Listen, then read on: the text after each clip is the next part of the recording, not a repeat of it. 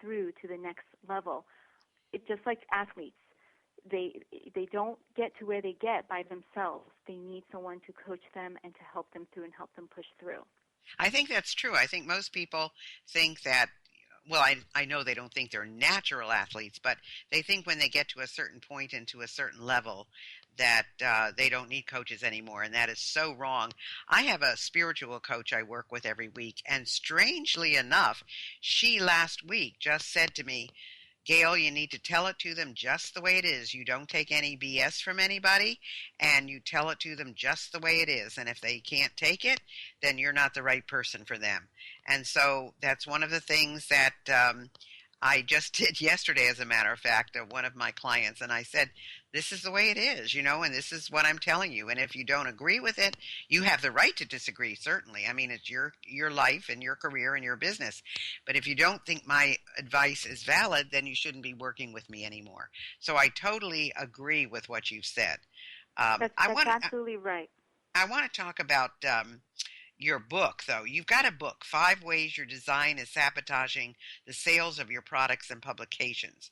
And you have a very unique take on how to design things like books and reports and manuals and even ads to make them more effective. So tell us a little bit about that. Yes, that's a great question, Gail.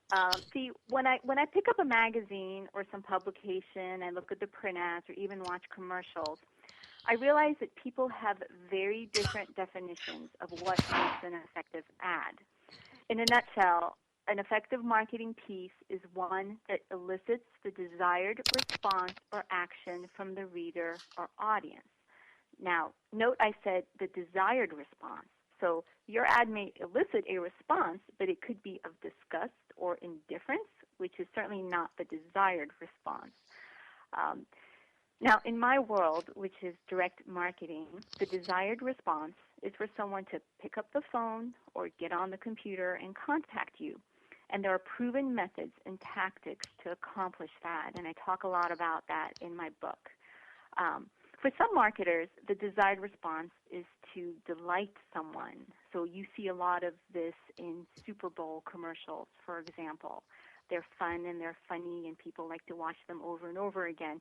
But how many times have you watched the commercial and promptly forgotten what product they're selling or even what company it is, right? You get Absolutely. delighted. As a matter of fact, that's something that's discussed on a lot of shows. They'll say, well, what was it? What was the product? I don't know, so you're right. Yeah, because the desired response was to delight them, and it did, but then, was it an effective ad? Maybe or maybe not, depending on their definition. So what are your tips for making products and publications more effective and compelling? What can someone do, to make sure they have that kind of an effect? So there's several things that you can do. One of them is what I talk about is to trigger positive associations between you and some idea or some emotion that they have.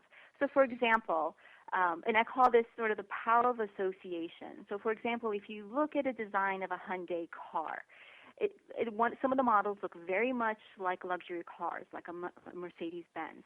Now, if you have a Hyundai, no one is going to think that they're driving around in a Mercedes, but they are associating the experience of driving in a high-end luxury car. So in their minds, they think this must be just like driving a Mercedes.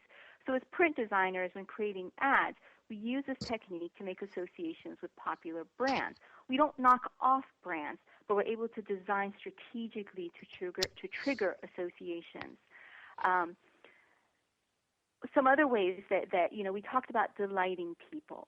Now, you can delight people, but still make it an effective way to market, and they won't forget who you are. So some ways that you can do that is to do something unexpected to enhance their experience of doing business with you. This could be as simple as putting a few pieces of chocolate in a package that they requested, or sending them recognition or awards for achievement, or just periodic gifts. Send them a book that you thought they liked, or a handwritten note. These are ways to delight people, but it also reinforces who you are and reminds them of what you are selling and your product.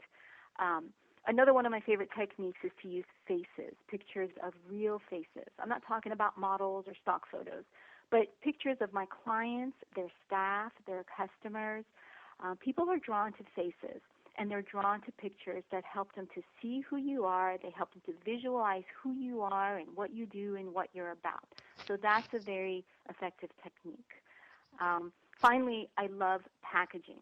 If you can package your product or service beautifully, it makes an enormous difference in how the content is perceived. For example, I have these very shiny metallic purple bubble mailers that I use to send my books to my clients, to send them gifts or anything else that I want to mail out. It's just a fun thing to receive in the mail. Or if you have information products that you sell, so if you have CDs or DVDs, books and transcripts, there are ways that you can package it that not only looks attractive, but using them makes it easy and it makes it effortless for the people to use them. So that's all part of packaging, and these are just some of the techniques that makes your things, your advertising, your products, your publications more effective. So how can people get in touch with you? I mean, I'm sure that they would like to go to your site, see what you do, and also see what you might be able to tell them for their own businesses. So where would they be able to find you? Sure. So they can go to my website, zinegraphics.com, and there's whole tons of information on there. But they can also request my book, The 5 Ways Your Design is Sabotaging the Sales of Your Products and Publications, if they go to infoproductdesign.com. There I talk about some of these things that we just talked about, and there's a place where they can request the book. I'm happy to send it at no charge. And when they get the book, on the back of the book, there's actually an offer for a free 45-minute marketing assets analysis. Basically, what I do is I look at how all your stuff looks and the message that you're conveying, and I give you a report card and, kind of give you ideas and advice on how to make it better or, what good things you're doing and what things can be improved. So let's give that to them again. Your website is Zine Graphics, which is Zine graphics.com, and the site to get your book is infoproduct Design. Design. That's what I thought. Infoproductdesign.com. And there they can get. And by the way, everyone, I have a copy of her book, and it is fabulous. So if you're kind of walking around saying, well, I don't know, and can I put this all together, and what are some good ideas, get a copy of this book because it is absolutely fabulous. So I think that's important as well. Now, we have just a couple of minutes left. We have 2 minutes left. Is there anything else that you would like to tell our listeners? Sure. I'll leave them with this one last piece of advice, is that in my 10-plus years of being in the design field, I'm still amazed at the power of appearances and how much visual aesthetics can influence us. People say they don't judge a book by its cover, but the truth is we do that all the time, all day long, whether we realize it or not. So don't discount the look of things. If you're a business owner, remember that people want to do business with successful people, and people will judge your success by how your stuff looks. So be diligent about assessing your marketing and cleaning up outdated or old stuff. Make sure you have a consistent look across all of your marketing, and pay attention to the details. It's what separates the amateur from the professional.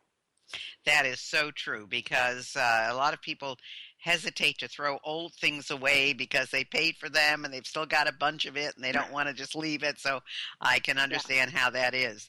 Well, I want to thank everybody for listening to Women in Business, the show that brings you women entrepreneurs and senior managers. I hope you enjoyed our show today, and you can connect with me on Facebook and Twitter. Be sure to download my ebook, Life Lessons from an SOB, which you can get on my website, spunkyoldbroad.com, where you can also find information on my speeches, coaching, and resources. You can also email me at Gayle, that's Gayle, Carson, 13@gmail.com. Our guest has been Kia Arian. Thanks for being with us today. Thank you so much, Gayle.